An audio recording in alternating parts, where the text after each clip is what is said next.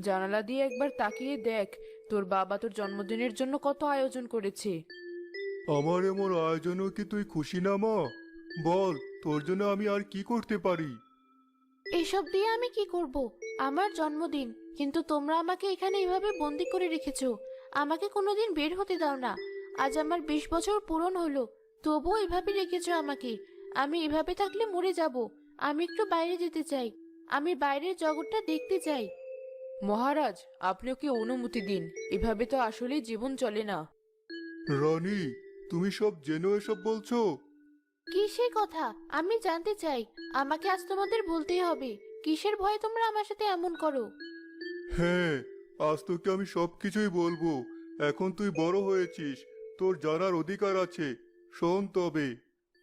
মহারাজ, শুনলাম আপনার নাকি এক শিশু কন্যা জন্ম নিয়েছে। হ্যাঁ, নিয়েছে।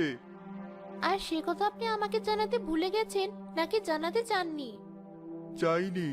আমি চাই না আমার কন্যা কোনো শক্তি দ্বারা প্রভাবিত হোক। সেটা আপনি আমাকে বলতে পারতেন, কিন্তু আপনি যেটা করেছেন তা ভুল করেছেন। তাই আমি রাজকন্যার বিবাহ ঠিক করব। রাজকন্যার বিবাহ হবে আপনার রাজবাড়ির রাখালের সাথে, কিন্তু বিনিময়ে রাজকুমারী একজন ভালো মানুষকে জীবন সঙ্গী হিসেবে পাবে। আপনি এটা কি বললেন? কেন এমনটা করলেন? এই ভবিষ্যৎবাণী উঠিয়ে নিন পরি, দয়া করে উঠিয়ে নিন। আমাদের ভুলের জন্য ক্ষমা চাইছি। থামো তুমি রানী। আমি পরীর কাছে কোনো মাথা নত করব না। এই ভবিষ্যৎবাণী আমি মিথ্যে করে দেব। চলে যাও পরী, তোমাকে আমি দেখিয়ে দেব। এবার বুঝলি তো কেন তোকে আমি এভাবে আটকে রাখি? কিন্তু এভাবে কোনো জীবন চলে না। আর এতে তুমি পরীর কাছে আরো নিজেকে ছোট করে রেখেছো। আমি তোমাকে কথা দিচ্ছি, তোমার কথা রাখতে আমি তোমায় সাহায্য করব। আমি দরকার হলে বিয়েই করব না, তবুও কোনো রাখালকে বিয়ে করব না। ঠিক আছে, তাহলে আজ থেকে তুই মুক্ত। যা, যত খুশি আনন্দ কর।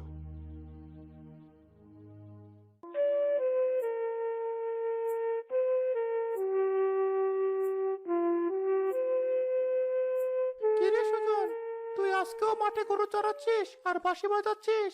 কেমন মানুষ রে তুই? কি আর বলবো বল। এই বাঁশিই তো আমার একমাত্র সম্বল। এই গরুদের নিয়ে থাকি সারাদিন। তাদের সাথে তো আর কথা বলতে পারি না। মনে যত কথা এই বাঁশির সুরেই প্রকাশ করি। আর অন্য কিছু আমার ভালোও লাগে না।